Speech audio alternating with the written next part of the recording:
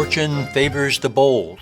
That's a saying that goes back to ancient Rome, being ascribed to several Roman authors, Pliny the Elder, Terence, and Virgil among them. You not only have to be prepared to notice when the wheel of fortune has turned to you, but you also have to be prepared to act to seize your opportunity. As we say, you have to be prepared to make a move, prepared to make that lucky move. Now, that sounds like a metaphor, make a lucky move. You are not physically moving, of course, if you move to take a new job but still work from your same home office, or buy or sell a stock from there, or decide at your desk to buy flood insurance, for example. That's not physically moving. However, historically speaking, geniuses have taken the injunction, make that lucky move, literally. They physically have moved, and they have moved to one of two places, to a metropolis or to a university. Of course, there are exceptions. Landscape painters may need to be outdoors, and observational biologists need nature. Georgia O'Keeffe moved to New Mexico for the light, and Charles Darwin spent 5 years roaming around the world. George Washington Carver needed the fields of agricultural Alabama for his experiments. But there are very few exceptions to my rule. The genius always moves to a big city or a university. Let's look at some game changers and a couple of cities to which they moved. London. We associate Shakespeare, Dickens, Michael Faraday, Oscar Wilde, Virginia Woolf, and Alexander Fleming with London. But how many of these people were actually born there, were native to London? Only one, Faraday. The rest were newcomers. Vienna. Again, how many of these geniuses on the screen were actually born in Vienna?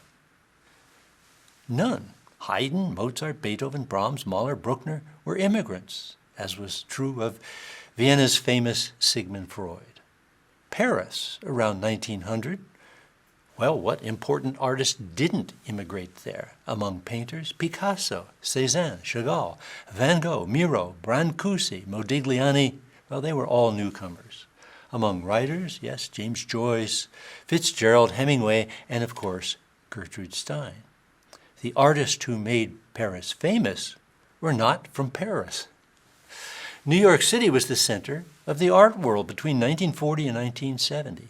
Pollock, Kusama, Motherwell, Rothko, Rauschenberg, Johns, Trombley, and Warhol. Again, all were immigrants to New York.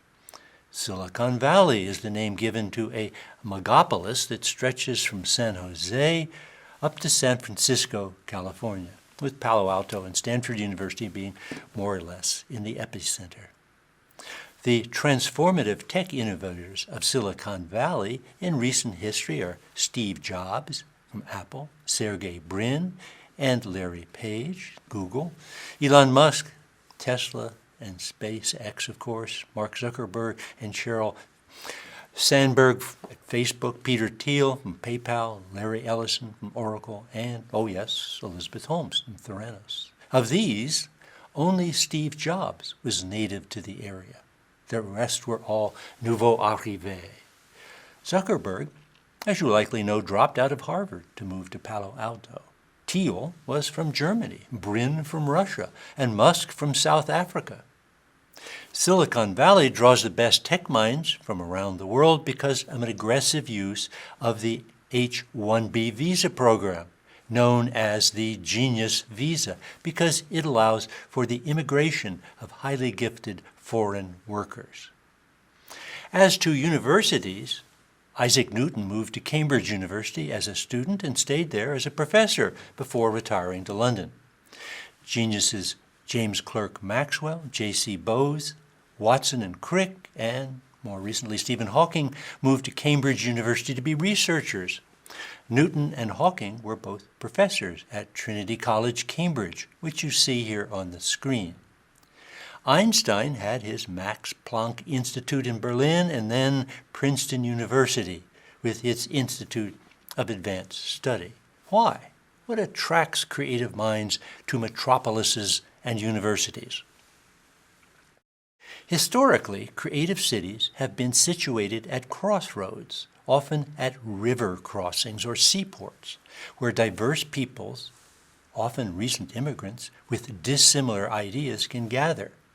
Only the other day did I notice, and this is true, only the other day did I notice that inside the English word opportunity rests a core Latin word, porto, to the port, a harbor for those who have been moving, opportunity. A painter who makes the lucky move to a major city has the opportunity for many things: to meet fellow artists and thereby gain inspiration, to be exposed to the newest and best styles and benefit from competition, compete against the very best. Agents, galleries, exhibition spaces, and patrons can be found there. At a university, a luck-seeking tech engineer or microbiologist can find collaborators, laboratories, and grant money. Both creative cities and universities provide the fledgling genius situational advantage. But if luck is preparation meeting the moment of opportunity, as Oprah said, first you have to get to the meeting. You have to take advantage of situational advantage. Again, you have to be willing to move. At least that's the way it was up until the year 2020 when the pandemic struck. What will happen in the future? Will geography still play a role in genius? Will the creative city still have the allure that it once had? Will we all need to be physically together in proximity to share and be inspired by the creative ideas of others? Before the pandemic, 46% of entrepreneurs thought San Francisco was the most beneficial location to start a company. A year into the pandemic, the number who thought that had fallen to 26%. Maybe the next Silicon Valley will not be San Francisco or Palo Alto, but the global internet city. That, at least, is a possibility. But wherever the creative city may be, for transformative ideas to percolate, two things are needed. One, liberal immigration laws, and two, freedom of speech. Newcomers bring new ideas to the urban environment, which meet with old ideas, and thus are born transformative insights. As historian of culture, Kenneth Clark has said, quote, "Nearly all great advances in civilizations have come during periods of utmost internationalism," end quote. Secondly, as mentioned our first week, to cross-pollinate, diverse ideas must flow freely without governmental censor. As philosopher John Stuart Mill said, genius can only breathe freely in an atmosphere of freedom. But hold on here. It occurs to me that there may be a third thing that is essential to creative progress that cities and universities possess: money. Show me the money.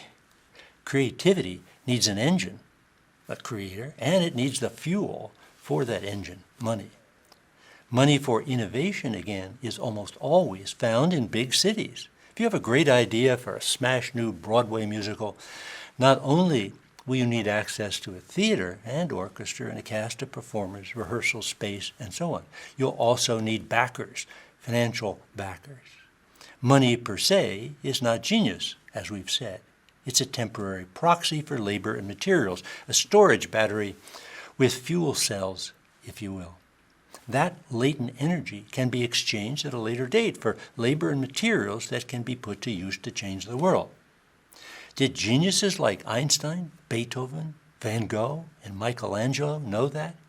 Is that the way these geniuses thought about money? Were they money conscious at all? Let's find out in our next lesson as we discuss money and innovation.